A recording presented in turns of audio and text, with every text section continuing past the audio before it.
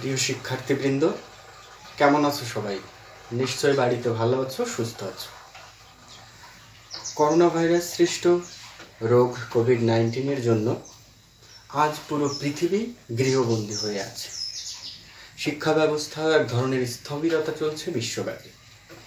এই স্থবিরতার ভিতর গতিময়তা আনার জন্য আমরা ঘরে বসে শেখার যে পরিকল্পনা করেছি তারই অংশবিশেষ আমার আজকের পাঠ। আমি দেবব্রত পাঠক, প্রভাষক, প্রাণীবিদ্যা বিভাগ, সরকারি M A money college, Tangail. আজ আমি একাদশ এবং দ্বাদশ শ্রেণীর জীববিজ্ঞান দ্বিতীয় পত্রের 10ম অধ্যায়টি নিয়ে আলোচনা করতে যাচ্ছি। এই অধ্যায়ের শিরোনাম মানবদেহের প্রতিরক্ষা। মানবদেহের প্রতিরক্ষা বিষয়ক আলোচনার আগে আমি যে দু একটি উদাহরণ দিতে চাই তোমাদেরকে। মানবদেহের প্রতিরক্ষা বলতে আমরা কি বুঝি, এই প্রেক্ষাপটে দুই একটা উদাহরণ। তোমরা যখন রাস্তা দিয়ে হাঁটো, রাস্তার পাশে মাঝে মধ্যে আমরা দুই একটা বুদ্ধি প্রতিবন্ধী লোককে দেখতে পাই, ঝাঁকড়া চুলের বুদ্ধি প্রতিবন্ধী লোক, যারা নিয়মিত গোসল পর্যন্ত করে না। আমার কিন্তু দেখে খুব অবাক লাগে, তোমাদের অবাক লাগে কিনা জানি না। যে মানুষটা নিয়মিত গোসল পর্যন্ত করে না, পরিচ্ছন্নতার বালাই নাই যার ভিতর, তার মাথায় এক গাদা ঝাঁকড়া চুল। অথচ আমি, তুমি, অন্য অন্য অন্য মানুষ যারা নিয়মিত সাবান, শ্যাম্পু, বিদেশি কন্ডিশনার এগুলো প্রচণ্ড মাত্রায় ব্যবহার করেও চুল ধরে রাখতে পারছি না। এই একটা উদাহরণ। আর একটা উদাহরণ এরকম, যে খাবারটা আমরা বলি পচা খাবার বা আলানো খাবার বা নষ্ট হয়ে যাওয়া খাবার, আমাদের মায়েরা বলেন এটা খেতে হবে না, এটা খেলে অসুখ হবে, এটা খেলে পেটের অসুখ হবে, এটা খেলে তুমি অসুস্থ হবা, সেই খাবারটা আমাদেরকে খেতে দিতে চায় না। অথচ আমাদের ওই বাদ দেওয়া উচ্ছিষ্ট পচে যাওয়া খাবারটাই আমরা যদি ফেলে দিই, সেটা অন্য নিম্ন শ্রেণীর প্রাণী সেটাকে সুস্বাদু খাবার হিসেবে গ্রহণ করছে, তারা কিন্তু রোগে আক্রান্ত হচ্ছে না। এইগুলো নিয়ে ভাবলে অবাক লাগে না যে আমার পেটের অসুখ হবে অথচ ওই প্রাণীটার পেটের অসুখ হচ্ছে না। যে পরিচ্ছন্ন না তার মাথায় ঝাঁকড়া চুল, আমি পরিচ্ছন্ন, আমার চুল ধরে রাখতে পারতেছি না। এটা কি? এটাই হচ্ছে জীবের দেহের প্রতিরক্ষা ব্যবস্থা। এই প্রতিরক্ষা ব্যবস্থা হচ্ছে শরীরে যে রোগ জীবাণু প্রবেশ করবে, সেই রোগ জীবাণুকে প্রতিহত করার জন্য তোমার শরীর বা ওই জীবের শরীর কতটা যুদ্ধাংদেহী বা যুদ্ধে জয়লাভ করতে পারছে কিনা। রোগ জীবাণুর বিরুদ্ধে ফাইট করে জয়লাভ করলে শরীরটা সুস্থ থাকবে, আর যদি রোগ জীবাণু জয়লাভ করে তাহলে শরীরটা অসুস্থ হবে। যার শরীরের প্রতিরক্ষা ব্যবস্থা যত বেশি, সে তত কম রোগে আক্রান্ত হবে। ওই বুদ্ধি প্রতিবন্ধী লোকের চুল পড়ে যাওয়ার জন্য দায়ী যে জীবাণু, তাকে প্রতিরোধ করার ক্ষমতা এই পরিচ্ছন্ন ব্যক্তির থেকে অনেক বেশি। এই পচে যাওয়া খাবারটা যে নিম্ন শ্রেণীর প্রাণী ভক্ষণ করে সুস্থ থাকছে, তারা হজম করার ক্ষমতা তোমার আমার থেকে অনেক বেশি। তাই সে পেটের অসুখে ভুগছে না, তুমি আমি ভুগব। এর থেকে আমি বলতে চাচ্ছি যে এই দুইটা উদাহরণ থেকে তোমরা বুঝে নাও যে একটা সমন্বিত জায়গা আছে, সেটা হচ্ছে প্রতিরক্ষা ব্যবস্থা। প্রত্যেক প্রাণীর, প্রত্যেক প্রজাতির আলাদা আলাদা প্রাণীর প্রতিরক্ষা ব্যবস্থা আলাদা আলাদা। কেন আলাদা আলাদা হয়? কারণ প্রতিরক্ষা ব্যবস্থা দুই ধরনের। একটা হচ্ছে সহজাত প্রতিরক্ষা ব্যবস্থা, আর একটা অর্জিত প্রতিরক্ষা ব্যবস্থা। অর্জিত প্রতিরক্ষা ব্যবস্থা সবাই বাইরে থেকে গ্রহণ করতে পারে, কিন্তু সহজাত যে প্রতিরক্ষা ব্যবস্থা সেটা স্ব প্রাণীর নিজের, সেটা তার নিজের শরীরের প্রতিরোধ ক্ষমতার উপর নির্ভর করে। তাহলে মানবদেহের রোগ প্রতিরোধ ক্ষমতার ক্ষেত্রেও মানবদেহের যে প্রতিরক্ষা সে ব্যবস্থাও সাধারণত দুই প্রকার হয়ে থাকে। একটা হচ্ছে সহজাত প্রতিরক্ষা ব্যবস্থা, যেটা আমরা সেই মাতৃগর্ভের অমরর মাধ্যমে পেতে শুরু করেছি। পরবর্তীতে আমরা আমাদের নিয়মিত খাদ্য অভ্যাস, নিয়মিত শরীর চর্চা এর মাধ্যমে যতটা প্রতিরক্ষা ব্যবস্থাকে আমরা উন্নত করতে পেরেছি। আর একটা হচ্ছে যখন আমার ভিতরের সহজাত প্রতিরক্ষা ব্যবস্থা যখন জীবাণুর সঙ্গে লড়াই করে পারে না, তখন আমরা প্রতিরক্ষা ব্যবস্থা অর্জন করি। সেটা কিসের মাধ্যমে? ওষুধের মাধ্যমে বা ভ্যাকসিনের মাধ্যমে। এ সমস্ত নিয়ে আলোচনা আছে এই অধ্যায়ে, এটা অনেক দেরিতে। খুব সহজ কথা এখানে আমি একটা কথা বলবো, সেটা হচ্ছে আমরা জীবাণুর মহাসাগরে বসবাস করছি। প্রতিনিয়ত জীবাণু, সর্বত্র জীবাণু, পর্যাপ্ত পরিমাণে জীবাণু। এই জীবাণুর বিরুদ্ধে যদি আমরা লড়াই করে টিকে থাকতে না পারতাম, এই জীবাণুর বিরুদ্ধে আমাদের লড়াই করে সব সময় টিকে থাকতে হয়। যদি আমাদের সহজাত প্রতিরক্ষা ব্যবস্থা না থাকতো, তাহলে কিন্তু আমরা অল্প সময়ের ভিতরেই মারা যেতাম। কারণ এত পরিমাণ জীবাণুর ভিতর আমরা বসবাস করি, কখন আমার শরীরে জীবাণু আসছে, কখন যে স্বয়ংক্রিয়ভাবে সেটা আমার শরীর থেকে ধ্বংস হয়ে যাচ্ছে, নির্মূল হয়ে যাচ্ছে, তা আমরা নিজেরাও জানি না।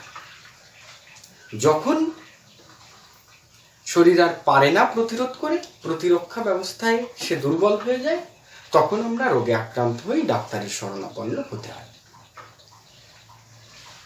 মানবদেহের প্রতিরক্ষা ব্যবস্থায় কে তিনটি স্তরে ভাগ করা হয়।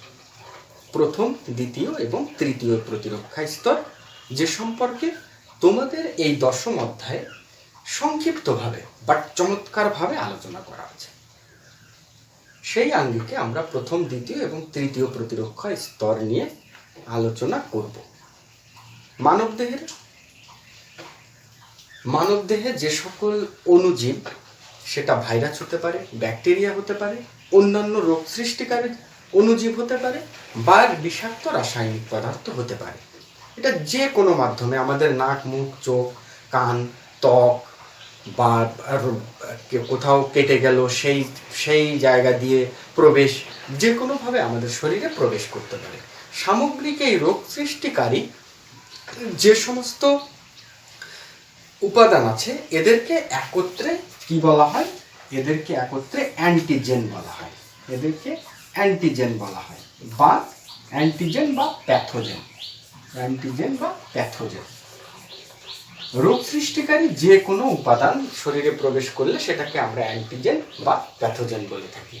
এই অ্যান্টিজেন বা প্যাথোজেনের বিরুদ্ধে অ্যান্টিবডি কাজ করে। এই আলোচনাতেও আমরা পরবর্তীতে যাব। আমরা এখন যাব মানবদেহের প্রথম প্রতিরক্ষা স্তরে। প্রথম প্রতিরক্ষা স্তরটা,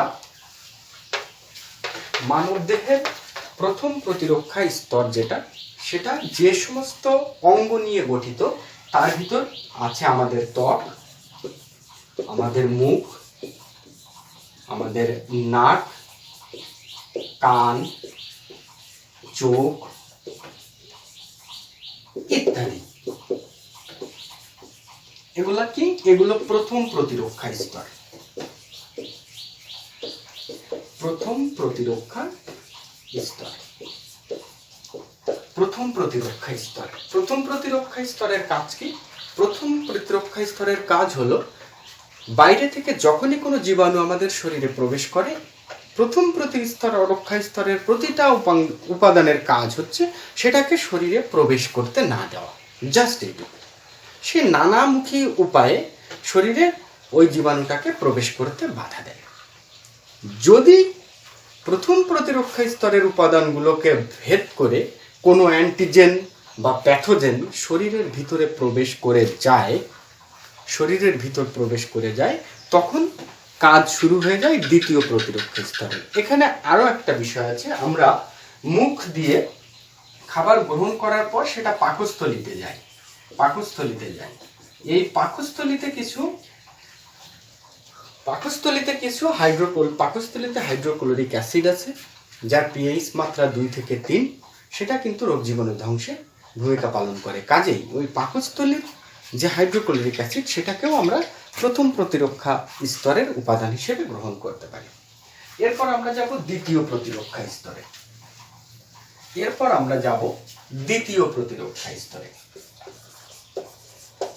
দ্বিতীয় প্রতিরক্ষা স্তরে কি আছে?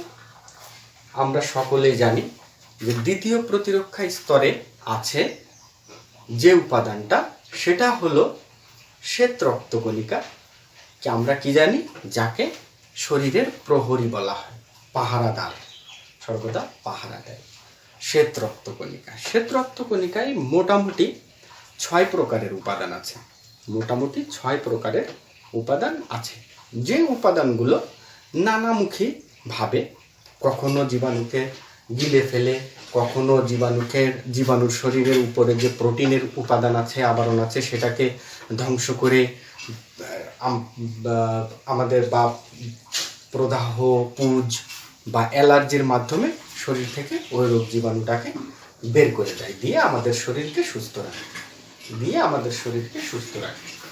সেটা যায় আমাদের দ্বিতীয় প্রতিরক্ষা স্তরের ভিতরে। এই যে শ্বেত রক্তকণিকা, খুব সুন্দর করে মনে রাখতে হবে গুছিয়ে, শ্বেত রক্তকণিকা, এর ভিতর যে 6 প্রকারের উপাদান আছে, বেশি মাত্রায় থাকে নিউট্রোফিল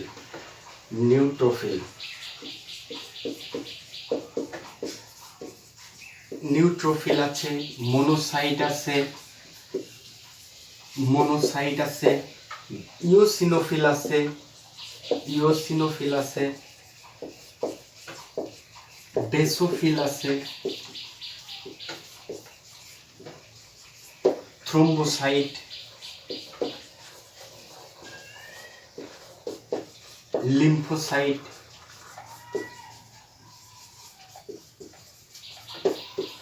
লিম্ফোসাইট, এই উপাদানগুলো দ্বিতীয় প্রতিরক্ষা স্তর গঠন করে।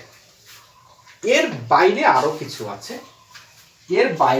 কিছু আছে যারা শ্বেত রক্তকণিকার অংশ নয়, কিন্তু দ্বিতীয় প্রতিরক্ষা স্তরের অংশ। যেমন ভাইরাস কোষের জন্য ইন্টারফেরন আছে, আমাদের কিছু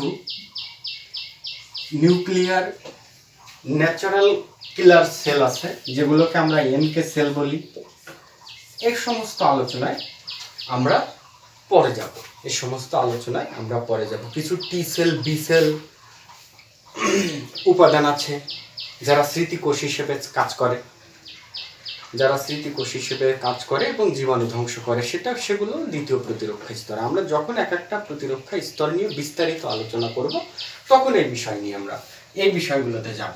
আপাতত দেখো যে দ্বিতীয় প্রতিরক্ষা স্তরে শ্বেত রক্তকণিকার কিছু 5-6টা উপাদান, সঙ্গে ইন্টারফেরন, সঙ্গে এনকে সেল, যেগুলো দ্বিতীয় প্রতিরক্ষা স্তরের উপাদান হিসেবে কাজ করে। এরপর আমরা যাব তৃতীয় প্রতিরক্ষা স্তরে।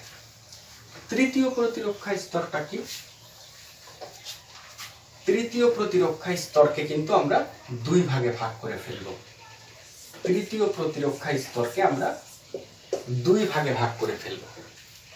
কিরকম? একটা হচ্ছে আমাদের সহজাত প্রতিরক্ষা, আর একটা হচ্ছে অর্জিত প্রতিরক্ষা।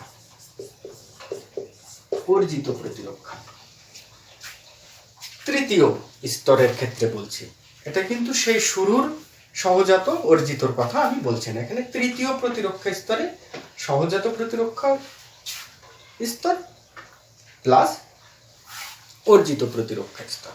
এই সহজাতটা কিরকম? তৃতীয় প্রতিরক্ষা স্তরে যখন কোনো জীবাণু প্রবেশ করে, প্রথম এবং দ্বিতীয় ধাপকে অতিক্রম করে যে অ্যান্টিজেনটা প্রবেশ করে, ওই অ্যান্টিজেনটাকে ধ্বংস করার জন্য কিন্তু এক ধরনের অ্যান্টিবডি তৈরি হয়, রাসায়নিক পদার্থ। স্ব অ্যান্টিজেনের জন্য সমরূপী অ্যান্টিবডি তৈরি হয়ে যায়, যারা ওই জীবাণুকে ধ্বংস করে। অ্যান্টিজেনের জন্য অ্যান্টিবডি, এটা হচ্ছে তৃতীয় স্তরে এসে। এই অ্যান্টিবডিটা আমরা স্বয়ংক্রিয়ভাবে শরীরে পেয়ে থাকি। স্বয়ংক্রিয়ভাবে আমাদের শরীরে উৎপন্ন হয়, সেটাই হচ্ছে সহজাত। আর যখন সহজাত অ্যান্টিবডি, যেটা স্বয়ংক্রিয়ভাবে আমাদের শরীরে নির্দিষ্ট অ্যান্টিজেনের জন্য উৎপাদিত, তারা যখন পারে না, তারা যখন ওই অ্যান্টিজেনের সঙ্গে ফাইট করে পারে না, তখনই আমাদের অর্জিত প্রতিরক্ষা ব্যবস্থা গ্রহণ করতে হয়, আমাদের ডাক্তারের কাছে যেতে হয়, আমাদের মেডিসিন গ্রহণ করতে হয়। সেটাই হচ্ছে অর্জিত প্রতিরক্ষা ব্যবস্থা। বিষয়গুলো কিন্তু একটু জটিল, কিন্তু যদি তুমি সহজ এবং সাবলীলভাবে বোঝার চেষ্টা করো, মনে রাখার চেষ্টা করো, তাহলে কিন্তু একদমই সহজ। ইমিউনিটিটা কিন্তু সাম্প্রতিক সময়ে আমাদের টক অফ টপিকস, একেবারে আলোচনার পুরো পৃথিবীব্যাপী, যেখানে ডাক্তার, ফিজিওথেরাপিস্ট বা অন্য স্বাস্থ্যকর্মী সর্বদা বারবার বলছে তোমার ইমিউনিটি বাড়াও, শরীরের ইমিউনিটিটা বাড়াও, প্রতিরক্ষা ব্যবস্থাকে স্ট্রং করো এই করোনা ভাইরাসকে প্রতিহত করার জন্য। সেই ইমিউনিটি নিয়েই কিন্তু আমরা পড়ছি। তাহলে মানবদেহের প্রথম, দ্বিতীয় এবং তৃতীয় প্রতিরক্ষা স্তর সম্পর্কে আমরা একটা সম্যক ধারণা নিলাম, কিভাবে আমাদের প্রতিরক্ষা স্তরটা গঠিত এবং কিভাবে বাইরের থেকে যখন কোনো অ্যান্টিজেন বা প্যাথোজেন বা অন্য বিষাক্ত রাসায়নিক পদার্থ শরীরে প্রবেশ করে, তার বিরুদ্ধে কিভাবে কাজ করে, কোন কোন উপাদানগুলো কাজ করে, সেই উপাদানগুলো কিভাবে কাজ করে তার সম্পর্কে বিস্তারিত আলোচনা আমরা এখন করব। আজ আমরা প্রথম প্রতিরক্ষা স্তর নিয়ে আলোচনা করব। মানবদেহের প্রথম প্রতিরক্ষা স্তরে শুরুতে আমি বলেছিলাম প্রথম প্রতিরক্ষা স্তরে কি কি উপাদান আছে। প্রথম প্রতিরক্ষা স্তরে প্রথমে বলছিলাম যে সব থেকে বেশি মাত্রায় কাজ করে ত্বক। সব থেকে বেশি মাত্রায় কাজ করে কি? ত্বক। আমাদের শরীরের সর্বত্র ত্বক দ্বারা আবৃত থাকে। ত্বক দ্বারা আবৃত থাকে। ত্বকে কি আছে? ত্বকে কি আছে? আমাদের যে ত্বক, তোমরা যদি দেখে থাকো,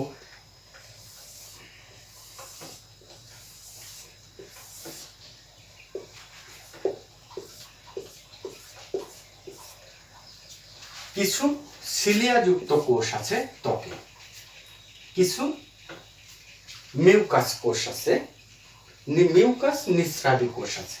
এই একটা সিলিয়াযুক্ত কোষ, সিলিয়াযুক্ত কোষ, এই একটা মিউকাস নিঃস্রাবী কোষ, মিউকাস নিঃস্রাবী কোষ। এরা কি করে? মিউকাস নিঃসরণ করে। আমাদের ত্বকের উপরে সবসময়ের জন্য মিউকাস নিঃসরণ করে। মিউকাস কি? একটা আঠালো পদার্থ, রসালো পদার্থ। এই আঠালো বা রসালো পদার্থ কিন্তু কি করতে থাকে? শরীরে প্রবেশ করার জন্য যে অ্যান্টিজেনই শরীরের ত্বকে লাগে, সেই ত্বকের ভিতরে, ত্বক দিয়ে শরীরের ভিতরে সেটাকে প্রবেশ করতে বাধা দেয়, তাকে ধ্বংস করে। এটা হচ্ছে মিউকাস নিঃস্রাবী কোষ এবং সিলিয়াযুক্ত কোষের কাজ। এগুলো হচ্ছে, এই হচ্ছে সে মিউকাস। এই মিউকাসটা থাকার কারণে এখানে যদি কোনো অ্যান্টিজেন আসে, তাহলে সেই অ্যান্টিজেনটা কি হয়? ধ্বংসপ্রাপ্ত হয় এই মিউকাসের প্রভাবে, এছাড়া কিছু সিবেসিয়াস কোষ আছে, যারা এক ধরনের অ্যান্টিসেপটিক নিঃসরণ করে, তার মাধ্যমে শরীরের ত্বকে যে অ্যান্টিজেন বা প্যাথোজেন লাগে সেটা রিমুভ হয়ে যায়। কিছু ভাইরাস বা ব্যাকটেরিয়া যখন আমাদের শরীরের ত্বকে লাগে, তারা কিন্তু আণুবীক্ষণিক, তাই না? অণুজীব যেহেতু তারা আণুবীক্ষণিক, তারা কিন্তু খুব সহজেই শরীরে প্রবেশ করতে পারত, যদি না ত্বকের এই সকল গুণাগুণ থাকতো। ত্বকের আর একটা কি গুণ আছে ত্বকের জন্য? আমি অণুজীবে যাচ্ছি না, যে সূর্যের অতি বেগুনি রশ্মি, সেটাও কিন্তু ত্বকের জন্য আমাদের শরীরে ব্যাপক মাত্রায় প্রবেশ করে আমাদের ক্ষতি সাধন করতে পারছে না। এটাও ত্বকের একটা বিশেষ গুরুত্ব। তাহলে ত্বক কিভাবে প্রথম প্রতিরক্ষা স্তরে জীবাণুর সঙ্গে আমাদের লড়াই করার উপায় খুঁজে দেয়।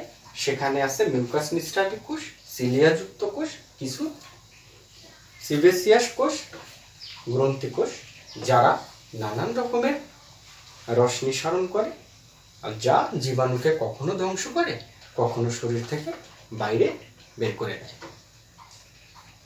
এরপর আসি মুখ।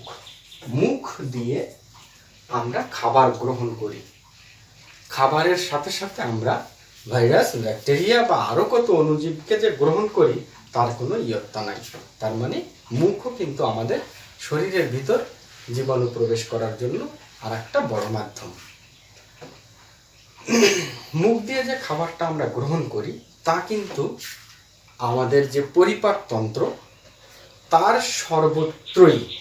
সর্বত্রই সেই ক্ষুদ্রান্ত্র বলো, বৃহদন্ত্র বলো, সেই পেয়ার প্যাচ বলো, প্লীহা বলো, যকৃৎ বলো, পাকস্থলী পর্যন্ত গিয়ে সর্বত্রই কিন্তু জীবাণু আটকাতে থাকে, সর্বত্রই জীবাণুর বিরুদ্ধে কাজ করতে থাকে পুরো পরিপাক তন্ত্রটা। এর সেই মুখ বিবর থেকে শুরু করে পাকস্থলী পর্যন্ত সর্বত্রই ওই খাবারের ভিতর যে জীবাণু আছে সেটাকে বাধা দেওয়ার জন্য চেষ্টা করে। কিসের মাধ্যমে চেষ্টা করে? হাইড্রোক্লোরিক অ্যাসিড, HCl, তাই না? HCl, যার পিএইচ এর মাত্রা কত? HCl এর পিএইচ, আমাদের পাকস্থলীতে যে HCl নিঃসরণ হয় তার পিএইচ হচ্ছে 2 থেকে 3 মাত্রা। 2 থেকে 3 মাত্রার পিএইচ। এই HClটা কিন্তু শরীরে মুখ দিয়ে প্রবেশ করানো যে সমস্ত ভাইরাস বা ব্যাকটেরিয়া আছে তাদেরকে ধ্বংস করে। ক্লিয়ার? আমাদের শরীরে প্রথম প্রতিরক্ষা স্তরের আর যে উপাদানের কথা আমি বলেছিলাম সে উপাদানের ভিতর ছিল চোখ। চোখটা কি রকম? আইবল, এখানে এই যে আইবলের সামনে যে কনজাংটিভা, এটাকে কি বলা হয়? কনজাংটিভা। এই কনজাংটিভাটা কিন্তু আমাদের চোখের ভিতর দিয়ে কোনো জীবাণু প্রবেশ করতে বাধা দান করে। চোখের ভিতর দিয়ে জীবাণু প্রবেশ করতে বাধা দান করে, সে আটকে দেয়। আমাদের অশ্রু গ্রন্থি থেকে চোখে আমাদের কি আছে? অশ্রু গ্রন্থি আছে।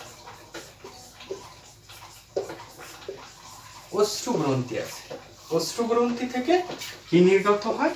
অশ্রু নির্গত হয়। আমি এর আগে যখন মুখ পড়ছিলাম, মুখে কি আছে? লালা গ্রন্থি আছে। লালা গ্রন্থি থেকে কি নিঃসরণ হয়? লালা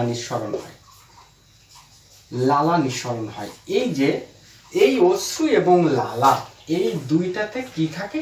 এক ধরনের এনজাইম থাকে, যেটাকে কি এনজাইম বলে? লাইসোজাইম এনজাইম বলে। এই লাইসোজাইম এনজাইম কিন্তু জীবাণু বা অ্যান্টিজেনকে ধ্বংস করে পুরোপুরিভাবে বা অল্প পরিমাণে। তাহলে এই কনজাংটিভাটার কাজ কি? চোখের কনজাংটিভা জীবাণু বা প্যাথোজেন বা অ্যান্টিজেনকে আটকে দেয়। অশ্রু গ্রন্থি থেকে অশ্রু নির্গত হয়, যাতে লাইসোজাইম এনজাইম আছে সেটা ওই কনজাংটিভায় আটকানো জীবাণুটাকে মেরে ফেলে আর অশ্রুর মাধ্যমে বাইরে বের করে দেয়।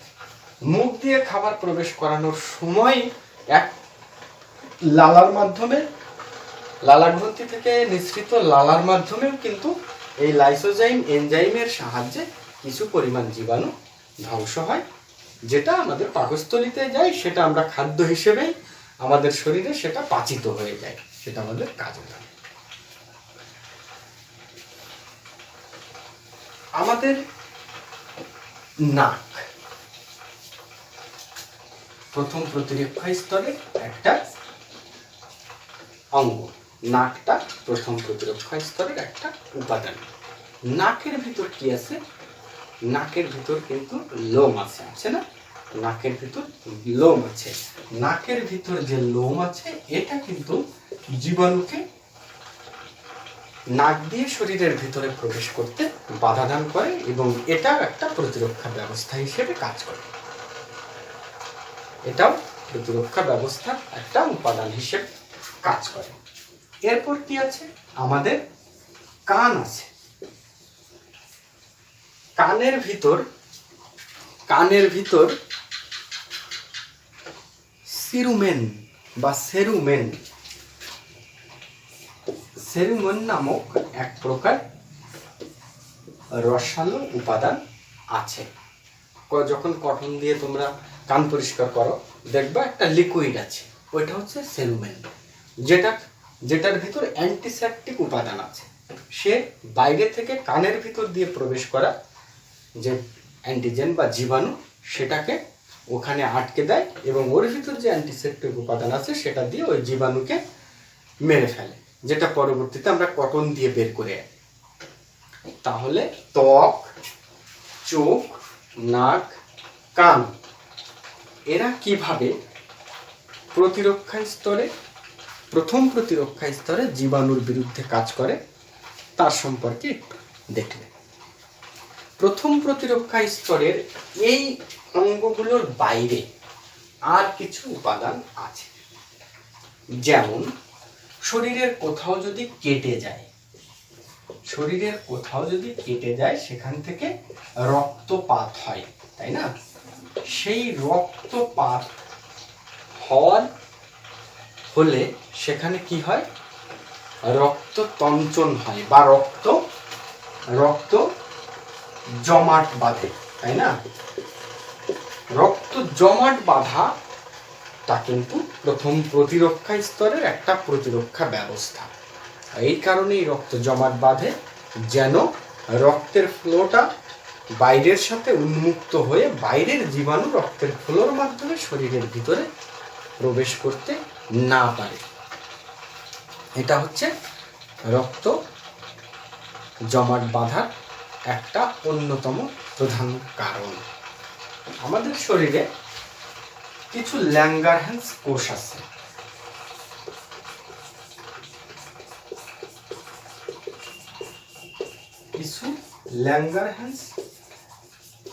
আছে। যারা প্রথম প্রতিরক্ষা স্তরের একটা ব্যবস্থাপনা। ত্বক যখন কোনো জীবাণু দ্বারা আক্রান্ত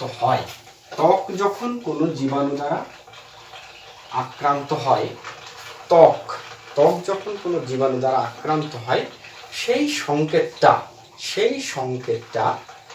সংকেতটা ওই জীবাণুর বিরুদ্ধে কাজ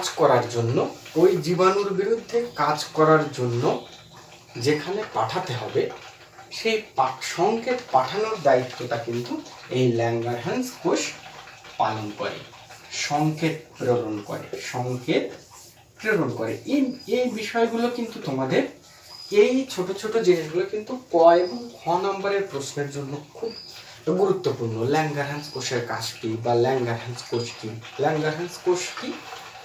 আমাদের ত্বকের এক ধরনের ত্বকে যখন কোনো ক্ষতর সৃষ্টি হয় বা ত্বক কোনো জীবাণু দ্বারা আক্রান্ত হয়, তখন সঙ্গে সঙ্গে এই তথ্যটা সে কোথায় পাঠায় দেয়?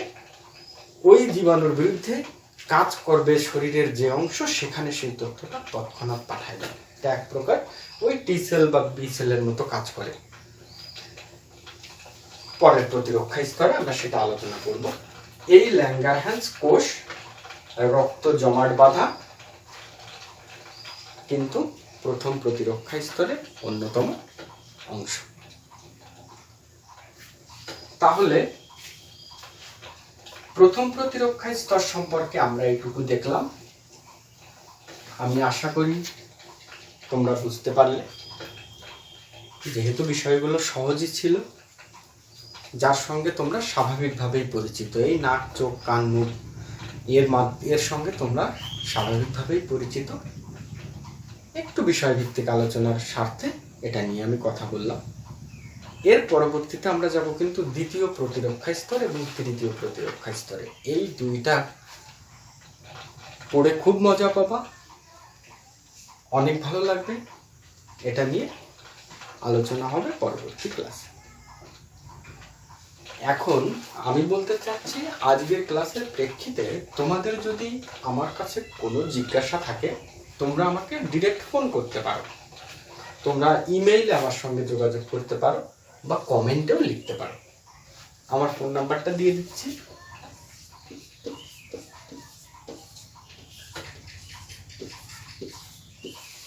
এই আমার ইমেইলটা হচ্ছে